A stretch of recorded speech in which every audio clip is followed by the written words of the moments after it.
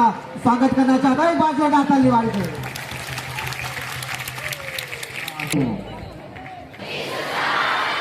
और कैसे हैं आप लोग? गर्मी लग रही है? गर्मी भगाना है? बहुत धन्यवाद। आप लोग को धूप लग रही होगी, मैं भी नीचे आ जाऊं। क्लास के बाद में गर्मी भगाएंगे। फिलहाल तो आप लोग धूप में बैठे हैं, तो यहाँ पर हम लोग पंखों में बैठे हैं, पंखों के साथ हवा में। तो हम सोच रहे हैं कि आप लोग को कैसा लग रहा होगा। तो थोड़ा सा आप लोग के साथ में सहभागी होने के लिए नीचे आते हैं, ठीक है? साथ देंगे आप हमारा? बहुत धन्यवाद। नीचे आते हैं।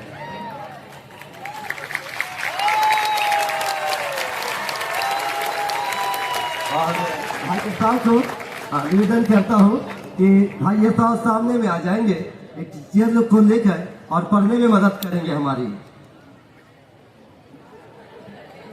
इससे पहले कि क्लास में जाओ, किसी ने बहुत अच्छा कहा है, दुनिया की हर खुशियां आपके करीब होगी, दुनिया की हर खुशी आपके करीब होगी।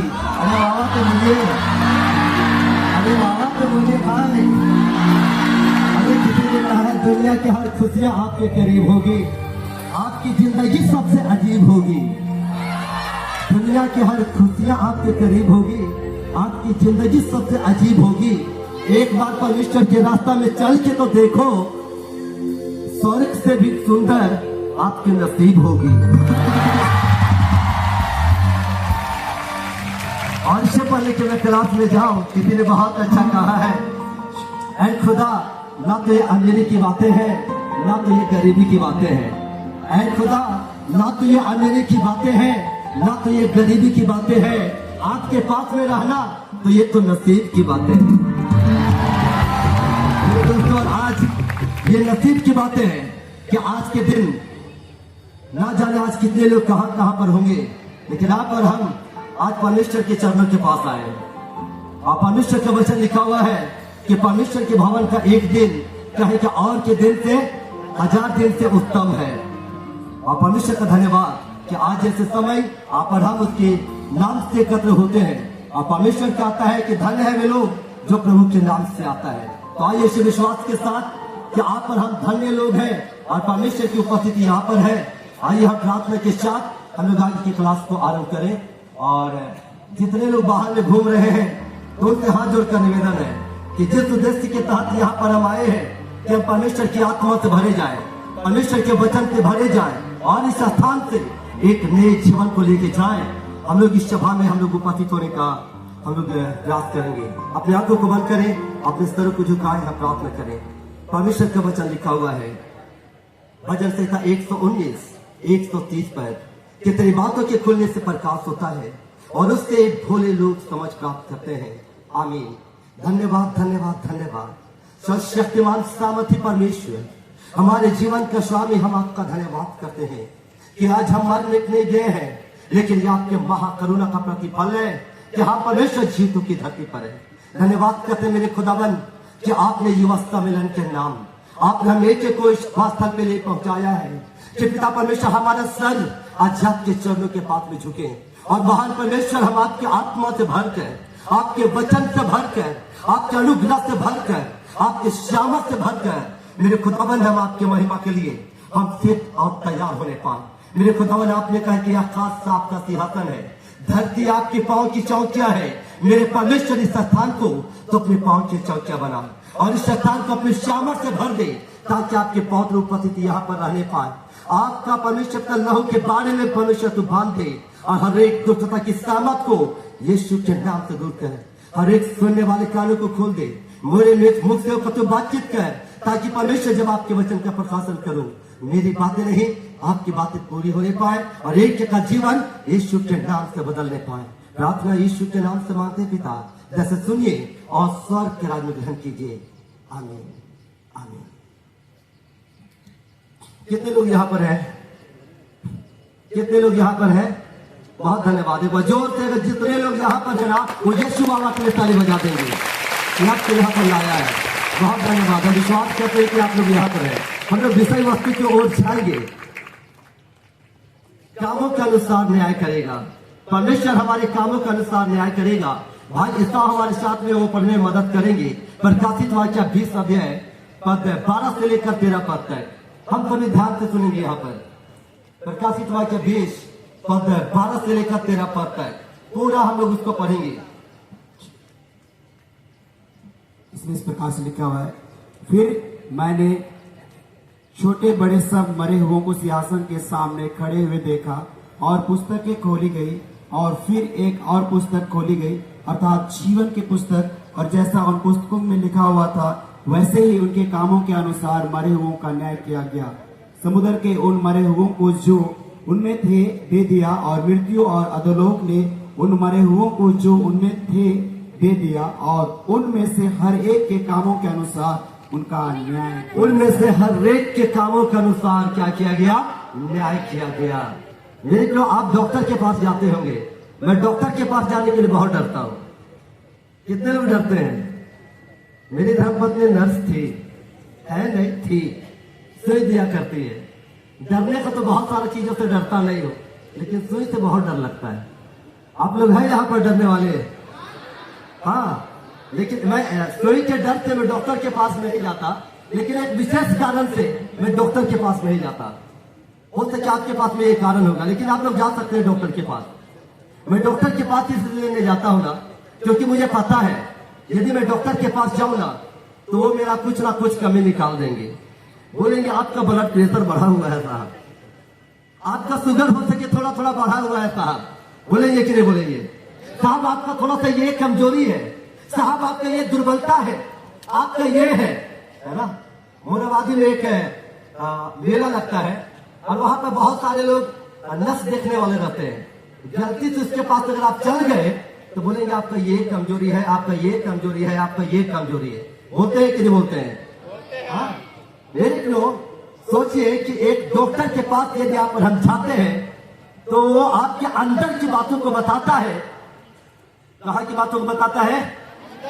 अंदर की बातों को बताता है कि आपके शरीर के अंदर में क्या कमजोरी है, क्या बीमारी है, क्या दुर्बलता है, क्या परेशानी है। तो मेरे प्रियो, वो परमेश्वर जिन्होंने आपको बनाया है, वो परमेश्वर जिन्होंने आपको रचा है, क्या आपके जीवन के बारे में नहीं जानता है? जानता है कि नहीं जानता है? हाँ, मेरे प्रियो, वो परमेश्वर आपके जीवन को जानता है, आपके उठना बैठना को जानता है। भजन संहिता 139 उसका 1 का 2 पद को यदि आप पढ़ेंगे, वचन लिखा हुआ है कि हम परमेश्वर के आत्मा से भागकर हम कहां जाएंगे? अगर आकाश में चलूं तो तू वहां पर है ना। आकाश में चलो तो तू वहां पर है, जहां जाऊं वहां पर तू है। मेरे को आप और हम परमेश्वर के नजरों से बच नहीं सकते हैं। बड़े बड़े मॉलों में सीसीटीवी रहते हैं, बहुत बार वो सीसीटीवी खराब रहता है, बहुत बार वो सीसीटीवी का जो क्षमता है वो कम रहता है, लेकिन परमेश्वर की जो नजरें हैं जहां पर आप सोच नहीं सकते हैं ना, वहां तक पहुंचती है।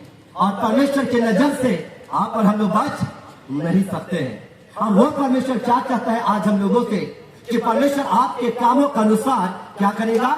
न्याय करेगा। आपके काम का अर्थ क्या है? असेलजिया यूनानी शब्द एक है, और जिस यूनानी शब्द का अर्थ है अस्याम, बोलिए एक बार, परमेश्वर के नियम के खिलाफ है ना। यूनानी शब्द से आया है काम, जिसे असेलजिया कहा जाता है यूनानी में, और इसका यह होता है परमेश्वर के नियम के खिलाफ चलना। मतलब जो काम परमेश्वर को पसंद नहीं है, जो काम परमेश्वर आपको मना किया है, उस काम के खिलाफ में, उस काम के विरोध में चलना। क्या है वो काम? मेरे क्यों और परमेश्वर का वचन लिखा हुआ है कि परमेश्वर हर एक लोगों का न्याय करेगा। एक प्रकाशित वाक्य 20 उसका 12 से 13 में हमने पढ़ा कि एक श्रेष्ठ सिंहासन के सामने मैंने किसी को बैठा हुआ देखा, और वो बैठा हुआ कौन है? यीशु मसीह। और जो बैठा हुआ है उसके सम्मुख में क्या छोटे क्या बड़े सारे लोगों को खड़ा होना पड़ा, और उनके सामने में किताबें खोली गई, उनके सामने में और किताबें खोली गई, और उनके कामों के अनुसार उनका क्या किया गया? न्याय किया गया था। जो समुद्र में चले गए थे, जो अधोलोक में थे उन लोगों को भी क्या कर दिया गया, न्याय के लिए दे दिया गया। किनके सामने में, यीशु मसीह के सामने में, सिंहासन में जो बैठा है उसके सामने में खड़ा कर दिया गया कि वे लोग जैसा जीवन को व्यतीत किए हैं उनके कामों के अनुसार न्याय किया जाए। और कामों के अनुसार कहने का अर्थ यह है आपका चाल चलन। बोलिए मेरा चाल चलन, बोलिए मेरा चाल चलन, मेरा आचरण। पढ़िए भाई है यिर्मयाह 17 और उसका 10 पद। बाइबल लाए हैं आप लोग, बाइबल लाए हैं? हाँ चलिए पढ़ेंगे यिर्मयाह 17 और उसका 10 पद।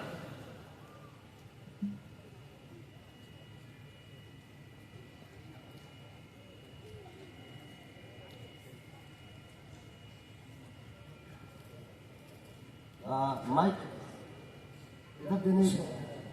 यिर्मयाह 17 उसका 10 में यह लिखा है, मैं यहोवा मन की खोजता, मैं यहोवा मन की खोजता, आपके मन को खोजता हूँ और हृदय को जांचता हूँ, और आपके हृदय को जांचता हूँ, ताकि प्रत्येक जन को उसकी चाल चलन के अनुसार, उसके चाल चलन के अनुसार, अर्थात मैंने क्या कहा, काम, उसके चाल चलन के अनुसार, अर्थात उसके कामों का फल दूंगा। अर्थात उनके कामों का क्या दूंगा, फल दूंगा।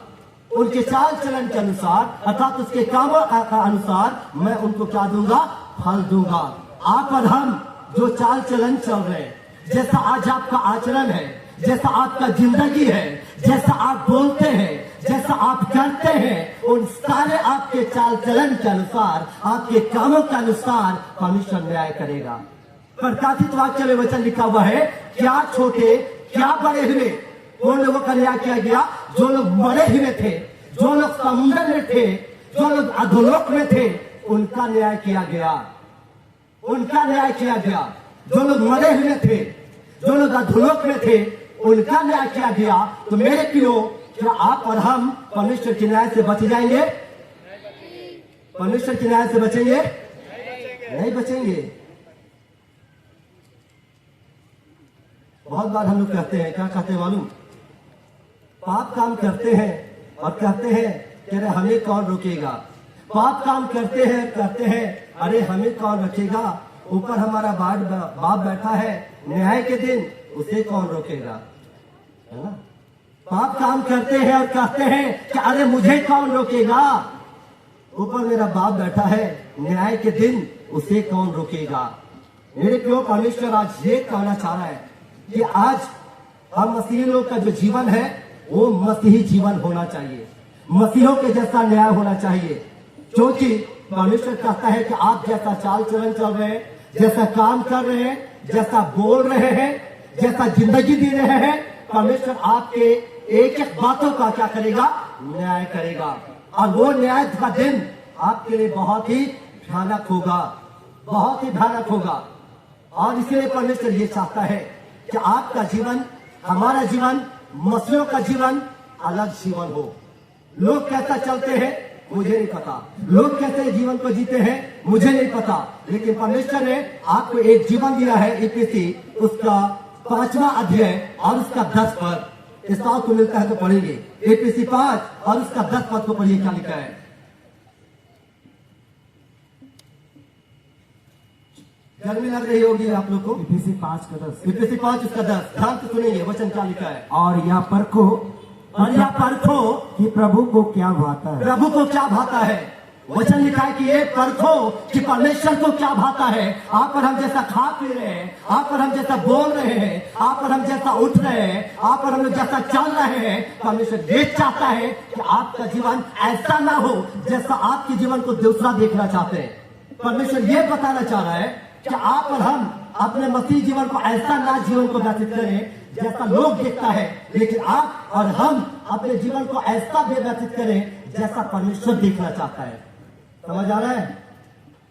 परमेश्वर क्या चाहता है कि आप और हम अपने मसीह जीवन को ऐसा जीवन को व्यतीत ना करें जैसा हम चाहते हैं, दूसरा लोग चाहते हैं, लेकिन आप और हम अपने जीवन को ऐसा व्यतीत करें जैसा परमेश्वर आपको देखना चाहता है। क्योंकि मेरे प्रियो, वो जो न्याय का दिन होगा वो बहुत भयानक होगा।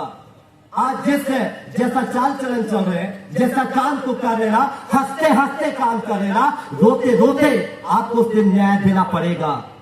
कैसे न्याय देना पड़ेगा? रोते रोते।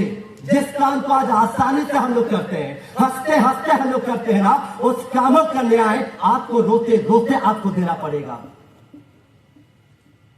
विगत 2 दिन से हमारे अध्यक्ष साहब बार बार अनाउंसमेंट कर रहे हैं, अन्यथा आप लोग बाहर में मत घूमिए, आप लोग बाहर में मत घूमिए। लेकिन मालूम क्या देखने के लिए आ रहा है? बहुत सारे ऐसे जवान लोग हैं ना, वो लोग बिना मतलब का घूम रहे हैं। घूम रहे हैं कि नहीं? और बहुत सारे जवान लोग ऐसे भी हैं जो काम को नहीं करना चाहिए ना, वो काम को भी कर रहे हैं। हो रहा है कि नहीं हो रहा है?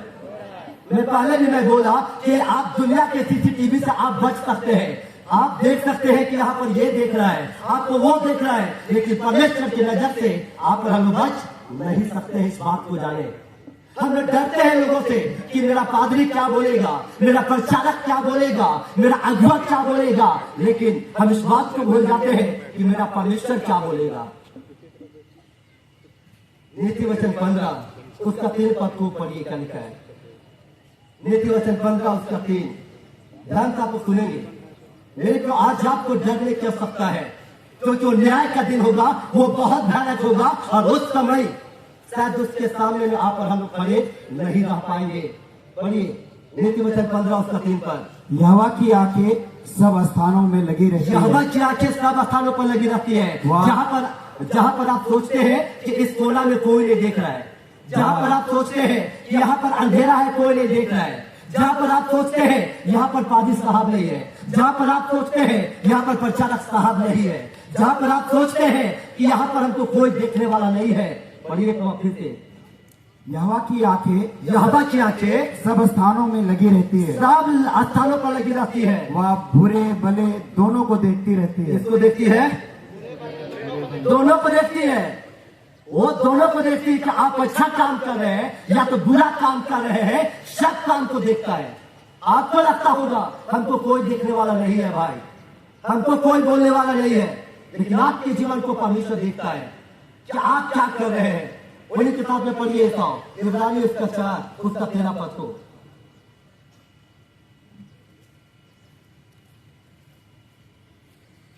इब्रानी 4 उसका 13। सृष्टि की कोई वस्तु उससे छिपी नहीं है, सृष्टि की कोई भी वस्तु उससे छिपे नहीं है। सृष्टि की कोई भी चीज परमेश्वर से छिपा नहीं है, कोई भी चीज लुका नहीं है। आगे पढ़िए।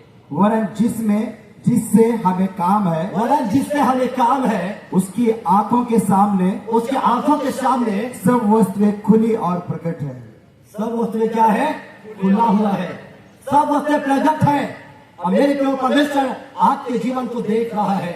और जब न्याय का दिन होगा ना, आप कोने में क्या किए हैं, आप अकेले रूम में क्या किए हैं, आप अंधेरे में क्या किए हैं, आपने मोबाइल में क्या किया है, परमेश्वर आपकी उस सारी बातों का क्या करेगा? न्याय करेगा।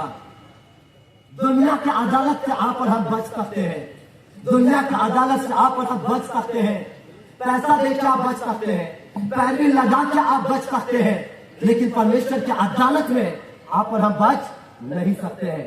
तो चूंकि आपका जो जीवन है वो बेपर्दा है, आपका जीवन परमेश्वर के सामने में खुला हुआ है। अब मेरे को इस चीज के लिए आपको परमेश्वर से डरने की आवश्यकता है। एक दूध वाला को बुरा नहीं मानेंगे बहने लोग, ठीक है ना? बहने लोग बुरा नहीं मानेंगे, ठीक है ना? क्यों बुरा मानेंगे? एक दूध वाले को एक बहन जी ने बहुत अच्छा सवाल किया, मतलब सवाल नहीं किया, कुछ बातों को बोली और बड़ा प्यार से बोली दूध वाले भैया को, भैया जी आप दूध में इतना मिलावट करते हैं, थोड़ा सा तो भगवान से डरिए, है ना? क्या बोली? ये दूध वाले भैया आप दूध में इतना मिलावट करते हैं, थोड़ा सा तो आप भगवान से डरिए। तो मालूम दूध वाले भैया जी क्या बोले? दूध वाले भैया जी बोली, बहन जी मिलावट का बात तो आप मत बोलिए, आप अपना डीपी में अपना फोटो देखिए और अभी ओरिजिनल वाला देखिए। आप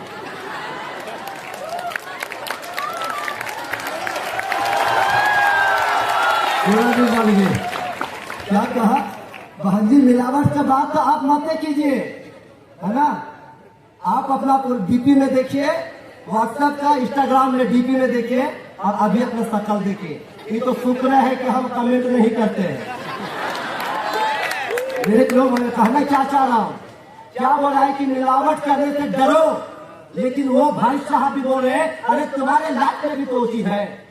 मेरे को जब न्याय का दिन आएगा तो ये आप ना सोचे कि काजी साहब में बच जाएगा, है ना, बचेगा ना तो काजी फिल्मों साहब बचेगा। समझ आ रहा है आपको? न्याय के दिन में सारे लोगों का जैसा वो जीवन को व्यतीत किया है, जैसा वो चाल चलन चला है, जैसा वो बोला है, परमेश्वर न्याय करेगा। उस दिन उनके सामने में चाहे पादरी हो, चाहे प्रचारक हो, चाहे विसर्जन हो, सारे लोगों को भी खड़ा होना पड़ेगा। यदि हम सोचते हैं कि हम केवल मसीह हो गए हैं और बस मसीह जीवन का अनुरूप जीवन को व्यतीत नहीं करते हैं, और आप सोचते हैं कि हम बच जाएंगे, तो आप और हम लोग गलत फहमी में हैं।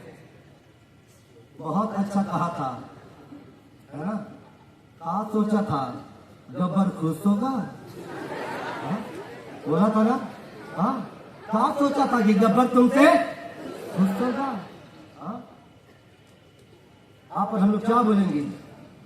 मेरे को आज बहुत जरूरी है कि हम मसीह जीवन को ना ऐसा जीवन को व्यतीत करें जो परमेश्वर को भाने वाला जीवन हो। ये परखो कि परमेश्वर को क्या भाता है। आप ये ना देखें कि मुझे क्या अच्छा लगता है। मैं पहले भी मैं बोल चुका हूँ, जब मैं पादरी नहीं बना था ना, तो आपके जैसा हो सके पहनता था, और मार धार करने में तो ज्यादा था, लगता नहीं हो चेहरा से। ये जानते हैं, वो लोग जानते हैं सत्यनारायण घर में। अभी भी एक बात को बोला करता हूँ, मैं उलझता नहीं हूँ, इसलिए क्योंकि उलझता हूँ ना तो सुलझता नहीं हूँ। लेकिन मैं बार बार बोलता हूँ ना कि ना उलझूंगा ना तो सुलझने का आवश्यकता पड़ेगा। मैं आपसे ये कहना चाहता हूँ मेरे क्यों कि आज हमको मसीह जीवन में सुलझने की आवश्यकता है। आज मसीह जीवन में आज बदलाव लाने की आवश्यकता है। मसीह जीवन में आज सुधार लाने की आवश्यकता है। यदि आप न्याय से बचना चाहते हैं तो आज अपने कामों को बदलना होगा। किसको बदलना होगा? अपने कामों को बदलना पड़ेगा, आपके चाल चलन को बदलना पड़ेगा, आपके खान पान को बदलना पड़ेगा, आपके रहना उठना बैठना को बदलना पड़ेगा। दुनिया जैसा जीता है हमको जीना की आवश्यकता नहीं है, लेकिन परमेश्वर जैसा चाहता है हमको वो जिंदगी आज जीने की आवश्यकता है। मेरे क्यों एक बहन मुझे बोल रही थी, अच्छा भैया ये बताइए, अगर हम मर जाते हैं तो मरने के बाद क्या पश्चाताप कर सकते हैं? क्या लगता है भाई आपको, मरने के बाद पश्चाताप कर सकते हैं? पर हम कितने लोगों को लगता है कि मौका मिलेगा? मिलेगा? नहीं मिलेगा। गुरुजी ने बहुत अच्छा कहा। शिष्य ने गुरुजी के पास आया और शिष्य ने गुरुजी से कहा कि हमको जिंदगी में कब बदलना चाहिए। शिष्य ने कहा कि हमको जिंदगी में कब सुधरना चाहिए, कब बदलना चाहिए। गुरुजी ने बहुत मुस्कुराते हुए कहा कि लोगों को ना मरने से एक दिन पहले बदलना चाहिए। कब बदलना चाहिए? तो आप लोग अभी जितना गलत काम कर रहे हैं कीजिए, बदलने का आवश्यकता है। हाँ, गुरुजी ने कहा बस आपको बदलने की आवश्यकता है। जिस दिन आप मरेंगे, मरने से एक दिन पहले आप बदल जाइए। शिष्य बोला अरे ये तो बहुत अच्छी बात है, लेकिन गुरुजी बात तो ऐसा है, मौत तो कभी भी हो सकता है, अभी हो सकता है, कल हो सकता है, परसों हो सकता है, अभी रिसेंटली हो सकता है। तो गुरुजी ने मुस्कुराते हुए कहा बस यही तो मैं कहना चाह रहा हूँ। जब तुम अपने आप को जान रहे हो, तुम अच्छी रीति से जान रहे हैं कि तुम्हारा मौत कभी भी हो सकता है, तो कल और नरसों और परसों की बात तो होना ही नहीं है। आज और अभी बदलाव की आवश्यकता है, अभी सुधरने की आवश्यकता है कि हम संसार के अनुसार नहीं चलेंगे, लेकिन अभी हम बदलाव करेंगे, क्योंकि मरने का टाइम कभी निश्चित नहीं है। आज आपके हमारे बहुत ही सोचने और विचारने की बिंदु है। अपने जीवन को मूल्यांकन करने की आवश्यकता है। मरने के बाद आप कुछ भी कर नहीं सकते। कितने लोग पढ़े हैं आप लोग मुझे नहीं पता, लेकिन मैंने किताब को पढ़ा था। युगांडा में लोग मिट्टी कैसे देते हैं? जब कोई व्यक्ति उसका मर जाता है ना, जब कोई व्यक्ति मर जाता है तब उस लाश को क्या करते हैं मालूम है? आप लोगों को पता है कैसे करते हैं? पता है? इधर वाले पता है? अच्छा बताइए, बहुत धन्यवाद। मैं पढ़ रहा था किताब को, उस किताब में ये कहा जाता है कि जब कोई व्यक्ति मर जाता है ना, तो इससे पहले कि मिट्टी दे क्या करते हैं? बहुत सारे लोग आप देखेंगे, जब किसी को जब मिट्टी देंगे ना, तो घर में रखते हैं तो लोग उसको पानी पिलाते हैं। क्या करते हैं? पानी पिलाते हैं, खाना खिलाते हैं। खिलाना चाहिए, नहीं खिलाना चाहिए? मैं भरी महफिल के कहता हूं, मरने के बाद कुछ होने वाला नहीं है। आप उसे पानी पिलाइए, आप उसे खाना खिलाइए, कुछ भी होने वाला नहीं है। अगर आपको करना है तो जब तक वो जिंदा है ना, तब तक आप उसके लिए कीजिएगा। लेकिन विवादा में लोग क्या करते हैं, इससे पहले कि कब्र में उतारे, जितने लोग जहां पर मिट्टी देने के लिए आते हैं, वे लोग आते हैं, वहां पर एक डंडा रखा हुआ रहता है, वो डंडा को पकड़ते हैं और इसके बाद में जाके उस लाश को मारते हैं, 3-4 बार मारते हैं। इसके बाद ये रखा, दूसरा व्यक्ति आएगा, फिर वो लाश को मारेगा। अगर आपके प्रियजनों को कोई मारेंगे तो अच्छा लगेगा? अच्छा लगेगा? कैसा लगेगा? वे लोग मारते क्यों है? वो लोग मारते क्यों है? क्यों मारते हैं?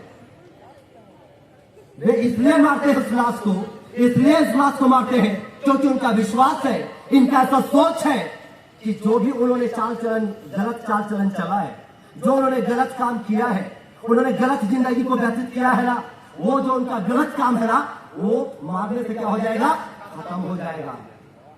और जब वो मर के जाएगा ना, तो सीधे कहा जाएगा, ताकि मार के इसको क्या कर दिए हैं हम लोग? सुधार दिए हैं। सुधार नहीं है, समझ आ रहा है? आज यही हाल है हम लोग जवानों का। बहुत बार हम जवान लोग और मसीह लोग क्या बोलते हैं मालूम? अरे अभी तो मौज करने का समय है, अभी तो मस्ती करने का समय है, अभी तो घूमने का समय है, अभी तो करना है भाई, अभी ऐश करो, अभी मौज करो, और जब तक जीवन को जीना है अभी जियो। जब मरेंगे तब देखा जाएगा, मरने के बाद में कुछ होने वाला नहीं है। लूका रचित सुसमाचार उसका 16वां अध्याय आप पढ़ेंगे। लूका रचित सुसमाचार में लिखा हुआ है, वो धनवान व्यक्ति जब मरा तब वो तड़प रहा था। उन्होंने कहा, मैं तड़प रहा हूं, मेरे जीभ में पानी डाल दिया जाए, मुझे आने का इजाजत दिया जाए। मालूम उनसे क्या कहा गया? क्या कहा गया? उनसे कहा गया, बेटा तुम याद कर, जब तुम धरती में था ना, तो अच्छी वस्तुएं ले चुका है। बेटा तुम याद कर, जब तुम धरती में था, जैसा जीना था तुमने जिया है, जैसा तुमको चलना है तुमने चला है, जैसा तुमको करना था तुमने किया है, लेकिन अब तुम यहां से उस पार जा नहीं सकता है। मेरे को ये हाल होगा यदि आप और हम सोचते हैं कि हम क्रिश्चियन हैं, यदि आप हम सोचते हैं हम मसीह हैं, यदि आप और हम सोचते हैं हमने बपतिस्मा लिया है और सोचते हैं कि बस जैसा तैसा चलेंगे और हम बच जाएंगे, तो मेरे को परमेश्वर की आंखें आपको देखती है। परमेश्वर आपके जीवन को जानता है। जिससे आपको बचना है बचिए, जिससे छिपना है छिपिए, लेकिन परमेश्वर की नजरों से आप और हम छिप नहीं सकते हैं। और इसलिए मेरे प्रिय परमेश्वर ये चाहता है कि आज और अभी हम अपने जीवन को हम बदलें, क्योंकि परमेश्वर आपके कामों के अनुसार न्याय करेगा। आपका जो पूरा जीवन का जो पोथी है ना, वो परमेश्वर के सामने में खुल जाएगा, खुल जाएगा। आपने कैसा चला था, कैसे आपने बोला था, सारी बातें खुल जाएगी। पढ़िए 2 कोरिन्थियों 5 उसका 10 पर, 2 कोरिन्थियों 5 उसका 10 पर, 2 कोरिन्थियों 5 उसका 10 में यह लिखा है, इस कारण सॉरी 10 में लिखा, क्योंकि अवश्य है कि हम सबका हाल मसीह के न्याय आसन के सामने खुल जाए। मसीह के न्याय आसन के सामने में क्या हो जाए? खुल जाए। रोमी 14 उसके 12 पद को पढ़िए। यहां पर से बार बार मना कर रहे हो संत वाले लोग, आप लोग सम्मेलन में आए हैं, आप लोग सभी चाल चलन को चले, लेकिन फिर भी बहुत सारे जवान लोग मानने के लिए तैयार नहीं है।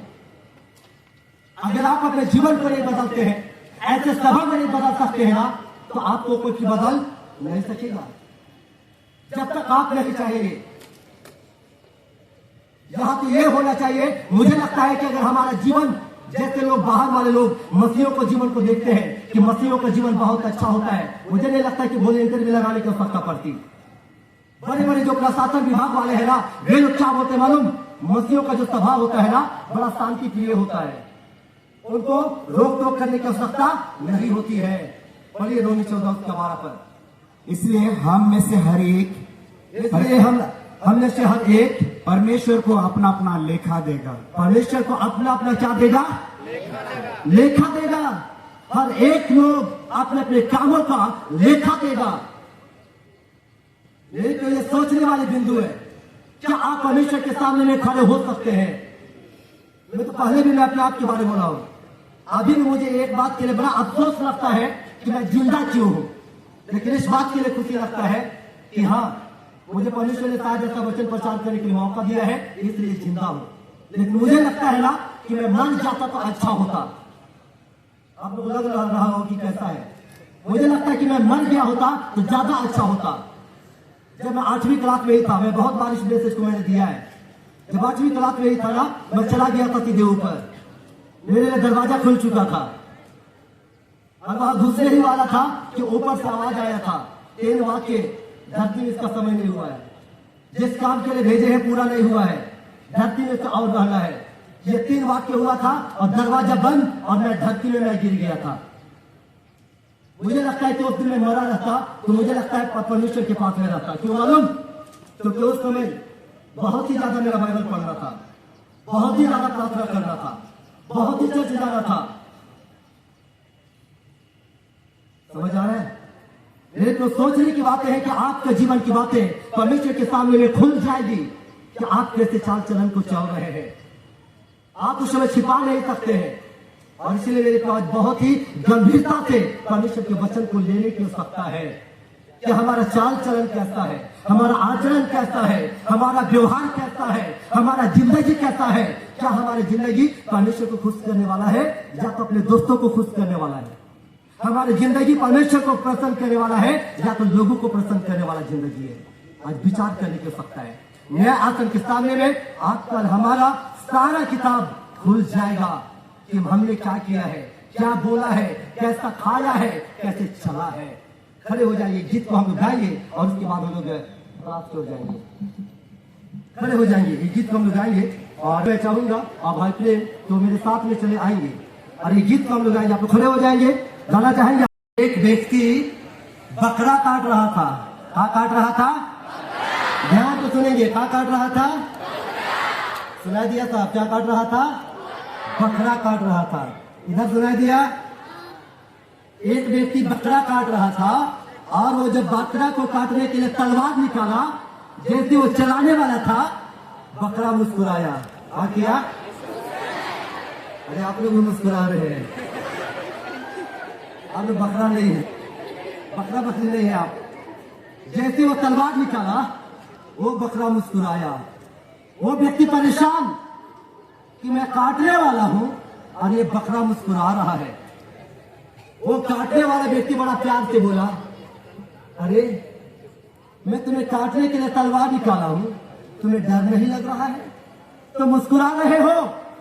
बकरा मुस्कुराते हुए फिर बोला, अरे नहीं, मैं सोच रहा हूं कि मैंने जिंदगी भर मैंने किसी का कुछ बिगाड़ा नहीं, जिंदगी भर मैंने बस केवल घास ही खा के मैंने अपने जिंदगी को गुजारा किया हो, तो मेरा इतना दर्दनाक और भयानक मौत हो रहा है, तो मैं सोच रहा हूं जिंदगी भर तू दूसरों को तू काट के खाते आया है, तो सोच रहा हूं तुम्हारा मौत कितना भयानक होगा। समझ आ रहा है? बकरा का क्या कहना था? मैं सोच रहा हूं जिंदगी भर मैंने किसी का कुछ नहीं बिगाड़ा, मैंने केवल घास खा के अपने मैंने पालन पोषण किया, तो मेरा भयानक मौत हो रहा है, तो तुम जिंदगी भर तुम किसी को काट के तुम खा रहे हो, सोच रहा हूं तुम्हारा कितना भयानक मौत होगा। समझ आ रहा है? मेरे को मसीही जीवन जीना कोई साधारण बात नहीं है। यदि आप पर हम सोचते हैं कि मसीह में है और जैसा भी जीवन को व्यतीत करेंगे चलेगा, तो नहीं चलेगा परमेश्वर के पास। आप और हम धोखे में है। पढ़िए इसका वचन क्या लिखा हुआ है। आज ये काम हमारे परिवार में है, हमारे मंडली में है, हमारे समाज में है। आज पढ़िए क्या लिखा हुआ है। गलाती 5 उसका 19-20 पर जोर से पढ़ेंगे, ध्यान देंगे। आज ये केवल हमारे मंडली में नहीं है, हमारे जिंदगी में है। आज पढ़िए जोर से। गलाती 5:19-20। शरीर के काम तो प्रगट है, हमारे काम तो प्रगट है, और हम जो काम करते हैं, जैसा चल रहे हैं, ये सारे काम प्रगट है और इनका न्याय होगा। पढ़िए। अर्थात व्यभिचार, व्यभिचार, गंदे काम, लुचपन, मूर्ति पूजा, टोना, बैर, झगड़ा, ईर्ष्या, क्रोध, विरोध, फूट, विधर्म, डाह, मतवालापन, लीला क्रीड़ा और इनके जैसे और काम है। और इसके जैसे और भी बहुत सारे काम हैं इनके विषय में मैं तुमसे पहले ही कह देता हूँ, मैं तुम लोगों से पहले ही मैं कह देता हूँ, जैसा पहले कह भी चुका हूँ, जैसे मैंने तुमको पहले भी कह दिया है, ऐसे काम करने वाले अगर ऐसे काम करने वाले हैं परमेश्वर के राज्य के वारिस ना होंगे। परमेश्वर के राज्य के वारिस ना होंगे। परमेश्वर का वचन लिखा हुआ याकूब 1:16 पद में, धोखा ना खाओ, परमेश्वर ठट्ठों में उड़ाया नहीं जाता।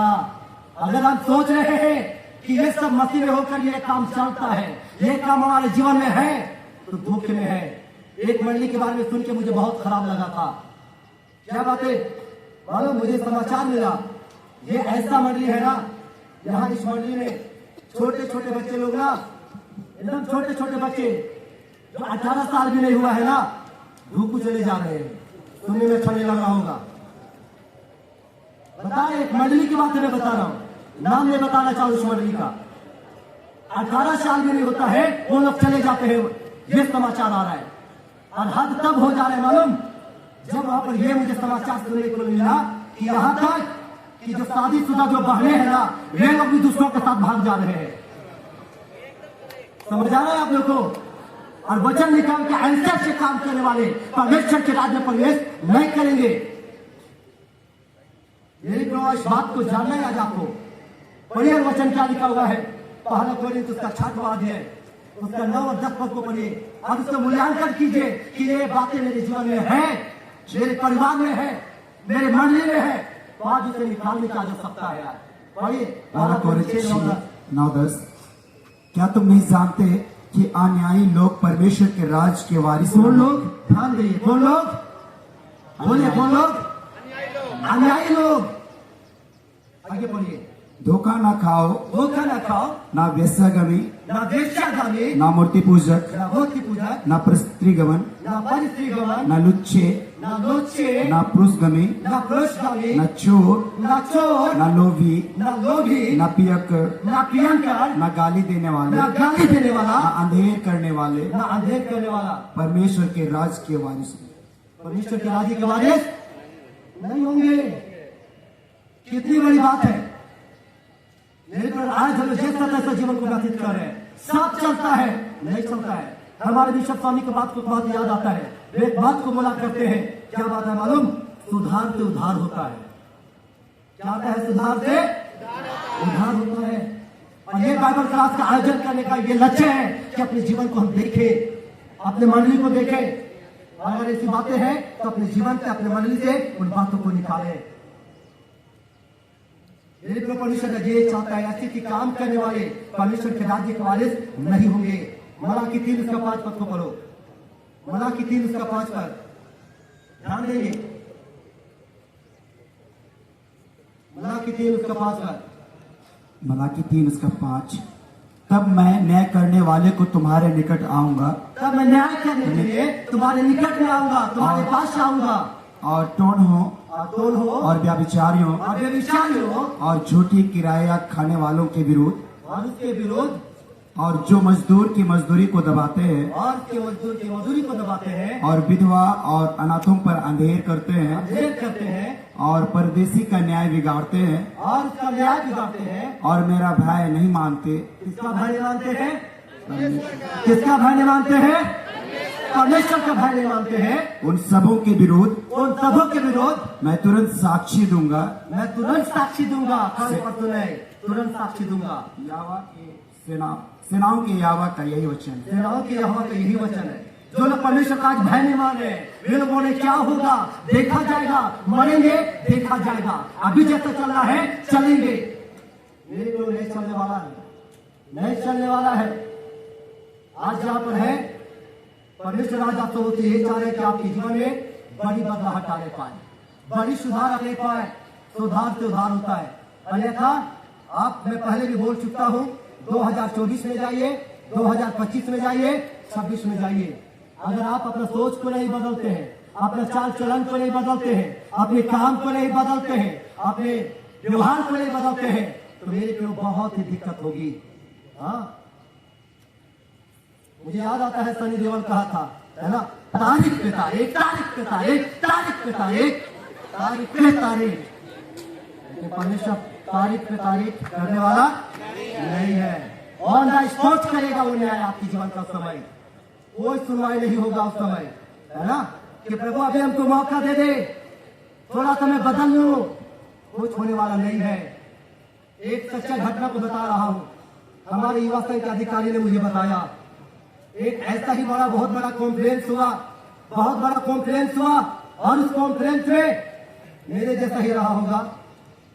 अभी दूध का धुले नहीं है, मुझे भी देखने की बात है। मैंने कहा कोई नहीं बचेगा, ना पादी बचेगा, ना प्रचारक बचेगा। अभी क्या कहा, ना तो मतवालापन, ना तो विचार, ना तो लीला क्रीड़ा। और ये बातें ज्यादा आज हमारी युवाओं में काम कर रही है, कर रही है कि नहीं कर रही है? कर रही है। पादी प्रचारक लोग भी आज बहुत बार हम लोग लगे रहते हैं, है कि भैया? हाँ, मैं देखता हूँ हमारे सामने रहेगा तो भैया ये बंद, कहां पर है हम लोग, कहां पर है? ऐसा कॉन्फ्रेंस चल रहा था, और ये कॉन्फ्रेंस के जैसे कॉन्फ्रेंस खत्म हो गया, वो मैसेंजर मेरे जैसा रहा होगा, हमको लगता है हमसे बहुत अच्छा रहा होगा। हम तो कुछ भी नहीं है, जीरो। और वो वहां पर गया, बहुत अच्छा संदेश दिया, बहुत ही अच्छा संदेश दिया, और संदेश देने के बाद शाम को वो अपना ठहराव स्थल पर गया। जैसे ठहराव स्थल पर गया, वहां पर और भी जवान लोग रुके हुए थे। उन जवानों के सामने वो क्या किया, बहुत अच्छा बैठा, बहुत अच्छा बैठा, मस्त, ऐसा मस्त बैठा, सिगरेट निकाला और मस्त पीने लगा, मस्त बैठा सिगरेट पीने। और वो सिगरेट पीने लगा, उसे सिगरेट पीता हुआ देखकर जो लोग वहां पर संदेश सुनने वाले आए थे, उन्होंने बड़ा ही अचंभा किया। उन्होंने पूछा, भैया सुबह आप बहुत अच्छा मैसेज दे रहे थे, बहुत अच्छा बोल रहे थे, लेकिन आप अब सिगरेट पी रहे हैं, आपका भाषा चेंज हो गया है, ऐसा कैसे? मालूम उनका क्या कहना था मैसेंजर का? अरे तुम लोग नहीं ना समझोगे, तुम लोग को समझना चाहिए। 2000 साल पहले यीशु बाबा आया था। कितना साल पहले? बोलिए जोर से। हाँ, वो मैसेंजर बोला, अरे तुम लोग नहीं समझोगे ना, 2000 साल पहले यीशु बाबा आया था और क्रूस में बलिदान हुआ था, और तुम्हारे पाप को, मेरे पाप को, इसके पाप को, उसका पाप को उठा लिया क्रूस पर, और वो बलिदान हो गया, और बलिदान होकर हमारे पापों को क्षमा कर दिया है, हमारे पाप को मिटा दिया है। और इसलिए 2024 में बीच में हम लोग आजाद हैं। अब हम लड़ाई भी करेंगे, कोई दिक्कत नहीं है, हम हरिया भी पिएंगे, कोई दिक्कत नहीं है, हम दारू भी पिएंगे मुरुक, कोई दिक्कत नहीं, हम 14 को छोड़ी हो घुमाएंगे, कोई दिक्कत नहीं है, कोई दिक्कत नहीं है। 2000 साल पहले यीशु बाबा का आया है, आ चुका है, बलिदान हो चुका है, अब हम फ्री है, हरिया भी पीने के लिए, छोड़ी हो घुमाने के लिए हम फ्री है, गलत काम करने के लिए भी हम फ्री है, गाली देने के लिए भी फ्री है। क्या आपको लगता है फ्री है आप? बस यही बात को समझ में जा सकता है। हम बोलते हैं कि मसीही लोग हैं, हम बोलते हैं कि क्रिश्चियन लोग हैं, तो आज ये बातें हमारे जीवन में क्यों है, क्यों है आज ये बातें?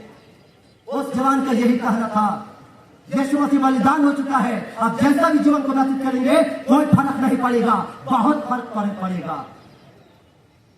हुजूर मैंने आपका नमक खाया है, आप गोली खा, होगा कि नहीं होगा? शामा मैंने आपका नमक खाया है, तो बेटा गोली खाए। मेरे तो आज सोचने वाली बात है। आज वो व्यक्ति बोला फ्री है, मेरे को अगर आप हम सोचते हैं तो ये बहुत ही हम लोग धोखे में है। गलाती 6 उसका 1 पद को पढ़िए, रोमी 6 उसका 1 पद, ध्यान से पढ़ेंगे और खत्म करूंगा। रोमी 6:1 पर ध्यान से सुनेंगे आप लोग क्या लिखा है वचन। रोमी 6:1 पर। रोमी 6 उसका 1 यूं लिखा हुआ है, तो हम क्या कहें? तो हम क्या करें? क्या हम पाप करते रहे? क्या हम लोग फिर से पाप करते रहे, फिर से हमारा हरिया पीते रहे, दारू पीते रहे, गाली देते रहे, लड़की घुमाते रहे, व्यभिचार करते रहे? क्या करें हम इसलिए? आगे पढ़िए क्या लिखा है। कि अनुग्रह बहुत हो। क्या अनुग्रह बहुत हो, परमेश्वर आपको क्षमा करते रहे, मरने के बाद भी बोले बेटा जा तो स्वर्ग में जाना, यही कहे? आगे पढ़ो। कदापि नहीं, कदापि नहीं। हम जब पाप के लिए मर गए तो जब हम लोग पाप के लिए मर गए हैं फिर आगे को उसने कैसे जीवन बिताए? तो उसमें कैसे जीवन को व्यतीत करें? जिन चीजों से निकल चुके हैं, जिनको हम छोड़ चुके हैं। ठीक है, पहले हमारे जीवन में ऐसा था। 2 कोरिन्थ 5:17 याद है? पुरानी बातें बीत गई है। जब आप मसीह में नहीं थे, जब आपने परमेश्वर को नहीं जाना था, हमारे जीवन में ऐसा था। लेकिन जब हमने मसीह को जाना, अब हमारा जीवन बदल गया है। अब हम उस जवान के जैसा नहीं बोलेंगे कि 2000 साल पहले आया था और लहू बहा चुका है, इसलिए हम जैसा तैसा जीवन को व्यतीत करेंगे। नहीं तो हमारा न्याय होगा। न्याय वो दिन आप पर हम लोग बच नहीं पाएंगे। इब्रानी 10 पढ़िए, इब्रानी 10:31 पर बहुत भयंकर बातें हैं। इब्रानी 10:31 पद में परमेश्वर के जीते परमेश्वर के हाथ में पड़ना बहुत ही भयानक बात है। ये जो आप सोचते हैं साधारण बात है ना, तो बहुत ही भयानक बात है। किसके हाथ में पड़ना? जीते परमेश्वर के हाथ में पड़ना भयानक बातें हैं। और मेरे को इसके लिए आज, इससे पहले कि वो दिन आए, हम अपने जीवन की इन बातों को दूर करें। मैंने जिंदगी में मुझे लगता है 2 बार नशा किया है। कितना बार? बोलिए ना, कितना बार? ऐसे तो लोगों को मैं बोलता हूँ नशा नहीं किया हूँ, लेकिन 2 बार तो किया होगा। जब मैं छोटा सा था, इतना बड़ा था ना, छोटा सा जब था, मुझे लगता है 5 साल रहा होगा, 4 साल रहा होगा या तो 6-7 साल। तब मेरी बड़ी मम्मी मुझे पिलाई थी हरिया, और तो मैं पी के क्या कर रहा था, भरा उस समय। और एक बार मुझे याद आता है, जब कुछ दोस्तों ने आया और मुझे बहुत ही जबरदस्त एक घर में मुझे बंद किया, और मेरे पास यही शर्त रखा, जब तक तुम इस घर से अगर तुमको निकलना है तो इतना सा तुमको बियर पीना पड़ेगा। मैंने कहा चाहे कुछ भी हो जाए, आज नहीं पीऊंगा। उनका कहना था कि इतना तो तुमको पीना पड़ेगा। मैंने बोला तुम कुछ भी कर लो, मैं पीने वाला नहीं हूं। उनको कहना था मत पियो, यही बैठे रहो। अगर तुमको यहाँ से जाना है तो तुमको इतना तक खाली मुंह में डालना है, चाहे तुम उगल दो, कुछ भी करो।